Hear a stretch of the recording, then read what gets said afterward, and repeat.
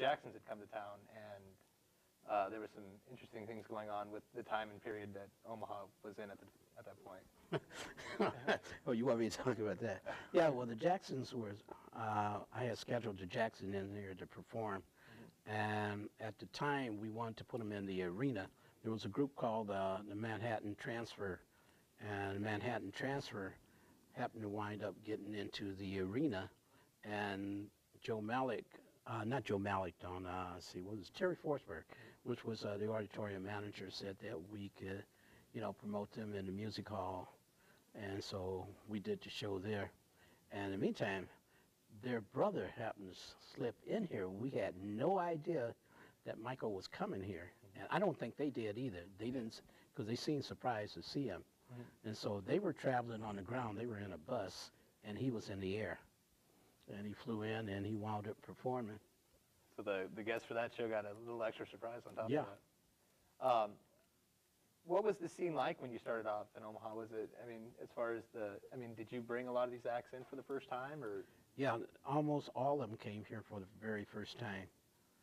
My cousins out of Chicago would send their acts here, and they were doing it free for the promotion. And then after it got to be popular, you know, because they came back maybe the second and third time, well, we had to start paying for them. Yeah. But, you know, they would do, you know, the recording company would do a percentage with us and that.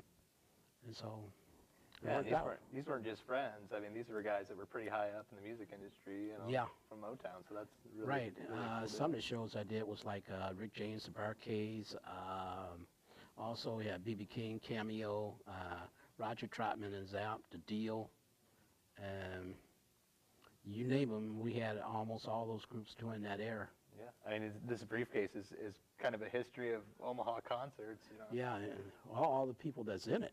Yeah. You'd be surprised all the acts that's inside of the briefcase. Yeah, and the pictures are amazing. I wish we had more time to show the actual pictures. Yeah. But no, I mean, you've been a really big part of Omaha history, and it's something to be proud of. You're also a member of some Hall of Fames. Why don't you talk about that? I received, through the Black Music Hall of Fame, I received 2 awards from them. I was inducted into the Black Music Hall of Fame. Also, I have 2 Lifetime Achievement Awards from them, and then also from the Music Hall of Fame, I have a Lifetime Achievement Award and also an award. So I'm really proud of those. No, it's good. You've seen a lot of artists come through town. Who was your favorite? Who was the band that you were like, that's awesome that we got them, and we're pretty psyched to see? Believe it or not, it's the guy that created the sound with the what they call a vocoder. He would stick it in his mouth, and it'd make that particular robot sound. Kind of? Yeah, and that was Roger Troutman, and the group was called Zapp. His brother, which was the drummer, was actually Zapp, and a lot of people thought that Roger Troutman was Zapp. But that's why they would always say Roger and Zapp, or either Roger Troutman and Zapp. Let everybody know who's the... Right, yeah. and the band was called Zapp. Then the other group was probably Cameo. I played them, Cameo, Zapp, and maybe the Barcades the most. Were there any bands that you formed a strong relationship with? Because obviously you're bringing these guys in on multiple occasions, some of them did. Almost all of them that performed for me, yeah. There was one group called Von Mason Crew, and they had a song called Shackles, and they used to perform with a boa constrictor. No, python, snake. And they were performing at the warehouse at one time, and this guy had, the lead singer, he had a rubber snake. And he also had this python around his neck, but he picked up the rubber snake, and he was going along the edge of the stage, touching everybody's hands, or either leaning over, kissing these girls, right? They were all screaming and everything.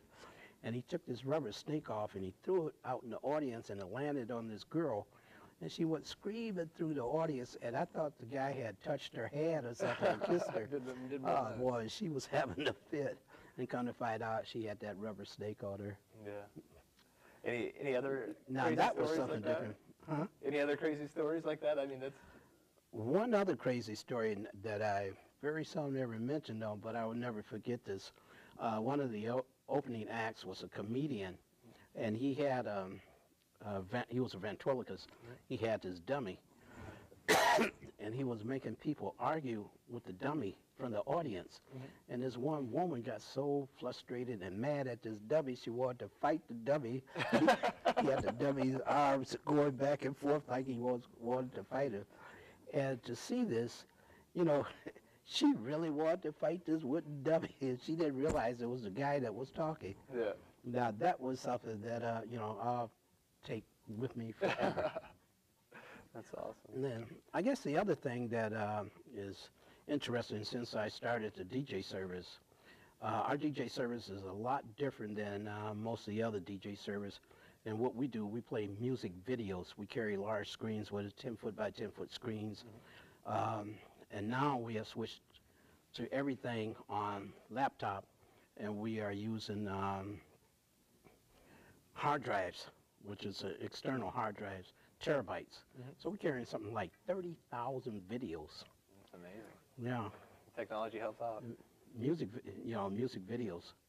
And that way, you know, people can get to see whatever they want, or they can request it and we can type it in, and if it pops up, we have it, we got it.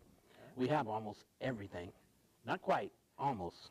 All right, if you'd like to learn more about what Andre does, visit Andre at Stepping Out Productions at www.youtube.user/OmahaDJs. Andre, thanks for being with us, and it was a great interview and awesome history. I appreciate the lesson. So. Okay, thank you for having me. Absolutely. I appreciate it. Thank you.